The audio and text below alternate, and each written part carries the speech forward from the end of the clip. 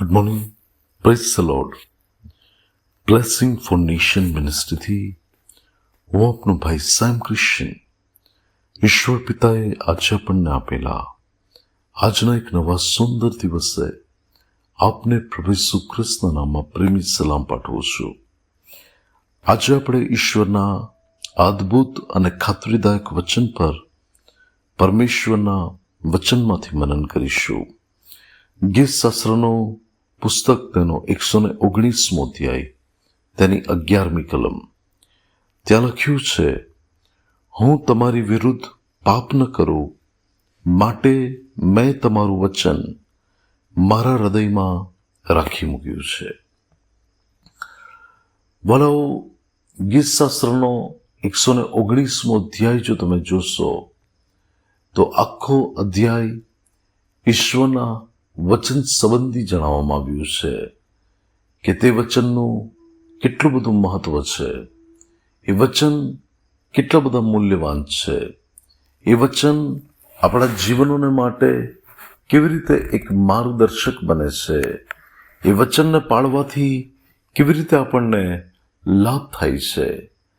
ત્યારે વલાઓ, પરમેશ્વરનું વચન એ આપણા જીવનની અંદર ફક્ત આપણને વાંચવા માટે કે આપણે તેને સાંભળીએ તેના માટે જ નહીં, પરંતુ એ વચન આપણને તેનું પાલન કરવા માટે પણ આપવામાં આવ્યું છે.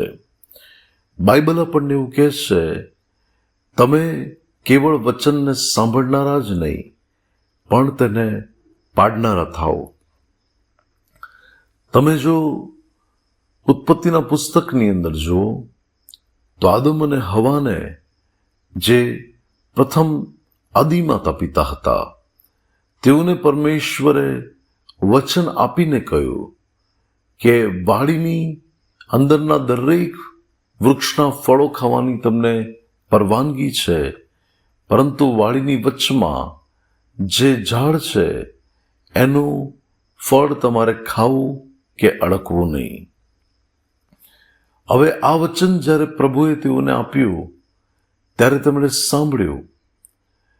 તેઓએ એ બાબતોને જાણી કે અમને પ્રભુ તરફથી આ વચન આપવામાં આવ્યું છે, પરંતુ તેમણે તે વચનનું પાલન કર્યું નહીં. તેમણે વચનને પોતાના હૃદયમાં સંગ્રહી રાખ્યું નહીં અને તેમણે એ બાબતો દ્વારા આજ્ઞાનું ઉલ્લંઘન કરીને પાપ કર્યું અને પાપને કારણે મૃત્યુએ પ્રવેશ કર્યો. પાપને કારણે બીજા પ્રકારની એવી મનુષ્યના જીવનની અંદર વિપત્તિ રૂપે બાબતો આવી. ત્યારે વલાઓ, ઈશ્વરનું વચન કે જે જ્યારે પાળવામાં આવે છે ત્યારે તેનાથી આપણને અદ્ભુત રીતે આત્મિક લાભ થાય છે. યુસુફના જીવનની અંદર જ્યારે તેની આગળ વ્યભિચારનું પાપ સંબંધી પરીક્ષણ હતું, પરંતુ એના હૃદયમાં પ્રભુનું વચન હતું જે તેણે સંગ્રહી રાખ્યું હતું કે તું વ્યભિચાર ન કર. મૂસાને જે 10 આજ્ઞાઓ આપવામાં આવી, એ આજ્ઞાઓ વિશે તેને ખ્યાલ હતો અને તેણે ત્યાં વચન સંબંધી પોતાના જીવનમાં એ બાબતોને જણાવી કે આવું ખોટું કુકર્મ કરીને હું દેવની નજરમાં અપરાધી ન થઉં, અને તેણે એ ખોટું પાપ ન કર્યું. ત્યારે ભલાઓ, ઈશ્વર તેને યોગ્ય સમય પર એ વચન પાળવાનો આશીર્વાદ આપે છે. પ્રભુ તેને મિસર દેશનો અધિપતિ બનાવે છે. બની શકે કે વચન પાળવા દ્વારા તમને અમુક સમય એવું લાગે કે મારે આ પરિસ્થિતિમાંથી પસાર થવું પડ્યું. વચન પાળવા દ્વારા મારે લોકોની નજરમાં હાસ્યપાત્ર બનવું પડ્યું. પરંતુ વાલાઓ, યોગ્ય સમય આવે છે કે જ્યારે એ વચન પાળવાનો ઉત્તમ આશીર્વાદ પ્રભુ તરફથી મળે છે. વાલાઓ, હું આપને કહેવા માંગુ છું, બાઇબલમાં પ્રભુ ઈસુ ખ્રિસ્ત કહે છે કે જો તમે મારા પર પ્રેમ રાખો છો તો મારી આજ્ઞાઓને પાળશો. બીજા શબ્દોમાં કહીએ તો તમે મારા વચનને પાળશો. તો પ્રભુનું વચન જો આપણે તેમના પર પ્રેમ રાખીએ છીએ તો આપણે એ વચનને પાડીશું, એ વચન પ્રમાણે ચાલીશું. ત્યારે વાલાઓ, હું આપને કહેવા માંગુ છું, પાપથી બચવાને માટે પ્રભુનું વચન આપણા હૃદયમાં સંગ્રહી રાખેલું એ ઘણું મહત્વનું છે.